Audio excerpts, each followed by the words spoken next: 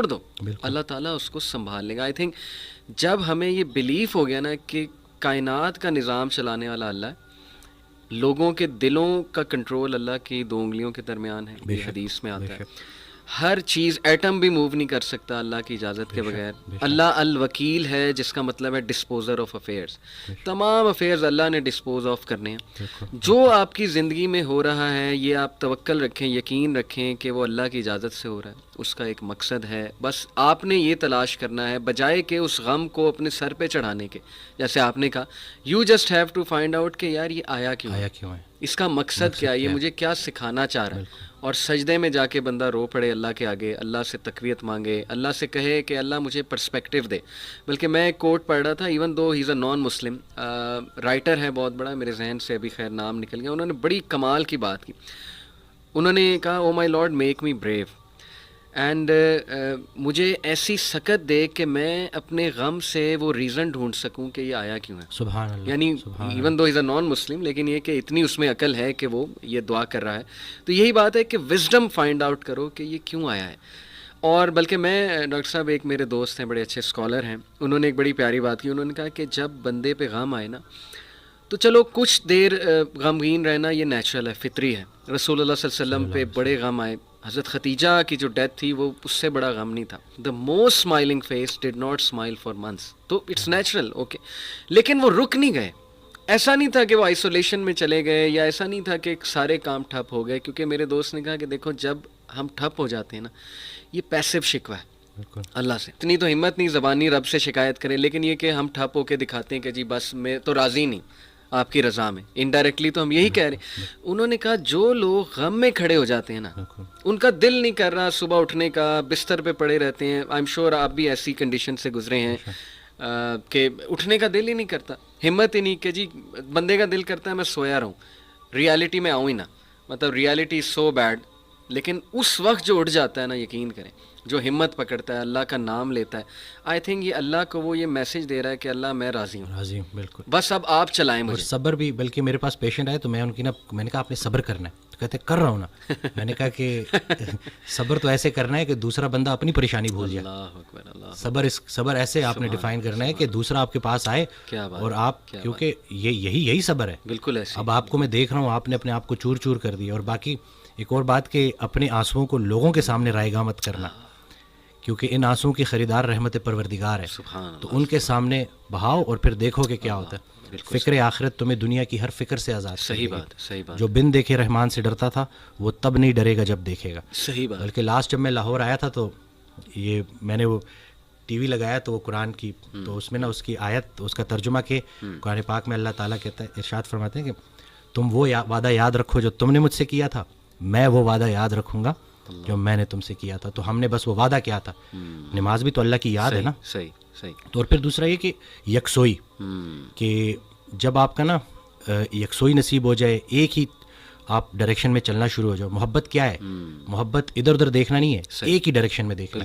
تو جب آپ کی ڈائریکشن اللہ کی طرف ہو جائے نا, پھر اٹھنا بیٹھنا ہر چیز, اور ویسے ہی اللہ تعالیٰ آپ کو مشکل سے نکال لیتا ہے. اور ڈاکٹر صاحب آئی تھنک, اور باقی ایک کویسچن بہت سارے لوگ نا مجھ سے کرتے ہیں انگزائٹی سے ریلیٹڈ, کہ ہمیں لگتا ہے کہ ہمارے بعد ہمارے بیوی بچوں کا کیا ہوگا. تو میں یہ کہتا ہوں کہ حضرت کہتے ہیں آڈیو میں کہ جو انسان یہ سوچتا ہے کہ اس کے مرنے کے بعد اس کی بیوی بچوں کا کیا ہوگا, اس کا ایمان نامکمل ہے.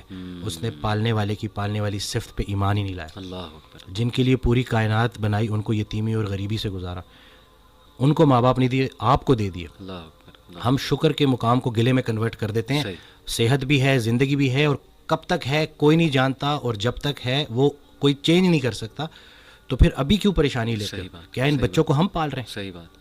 کیا ہم خود کو پال رہے ہیں؟ کیا ہم اس قابل ہیں؟ بے شک. قد پہ حد کا پہرا, صحت پہ بیماری کا پہرا, اور اتنے پہروں میں پیدا کیا ہوا انسان چاہتا کیا ہے؟ آزادی. تو یہ کر کے دیکھ لیں. صحیح بات. ڈاکٹر صاحب جسٹ ٹو وائنڈ اپ, کیونکہ ہمارا یوتھ کے ریلیٹڈ کام ہے, تو آپ نے کل میری آپ سے بات ہو رہی تھی, آپ نے ایک بڑی آئی اوپننگ بات کی. آپ نے کہا کہ ہم نہ ہی مینٹلی, نہ ہی فزیکلی, نہ ہی اسپرچولی اپنی یوتھ پہ کام کر رہے ہیں, اور ہم ایک بہت کمزور جنریشن چھوڑ کر جا رہے ہیں. تو what is your message for the youth in particular, کیونکہ مینٹلی بھی, ایموشنلی بھی, فزیکلی بھی, آپ کی بات ٹھیک ہے, ہم ایک کوئی طاقتور جنریشن نہیں چھوڑ کے جا رہے.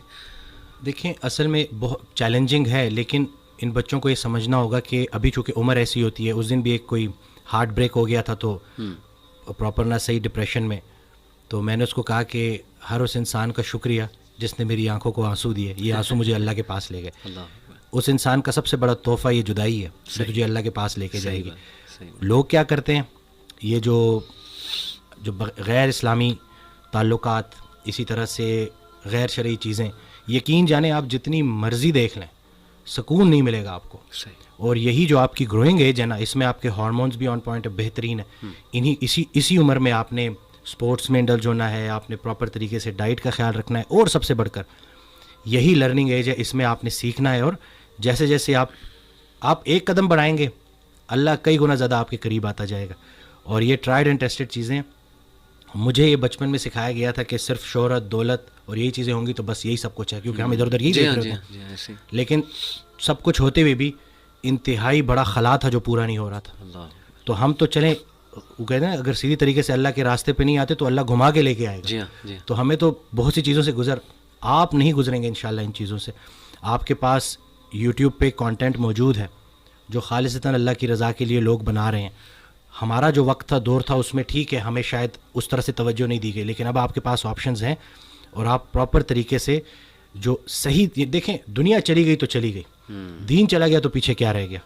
تو میں کہتا ہوں کہ دنیاوی تعلیم میں جتنا عبور حاصل کر سکتے ہیں کریں, لیکن اللہ کو بیچ میں رکھنا ہے. صحیح بات. اور دوسرا یہ کہ فائدہ بخش ہونا ہے لوگوں کے لیے, کہ آپ کی ذات سے لوگوں کو نفع ہو. صحیح بات. تو یہ انشاءاللہ اگلی جب جنریشن ہمیں ریپلیس کرے گی تو وہ ہم کوشش کریں گے جی انشاءاللہ. اللہ کے قریب ہونے سے آپ کو مینٹل اسٹرینتھ ملے گی, پرسپیکٹیو ملے گا. جتنے بھی عظیم کام ہیں وہ غیر عظیم زمانوں میں ہی ہوئے ہیں. غیر عظیم جہالت کے معاشرے کے ساتھ اللہ دو کام کرتا ہے, یا عذاب بھیجتا ہے یا رحمت للعالمین کو بھیجتا ہے.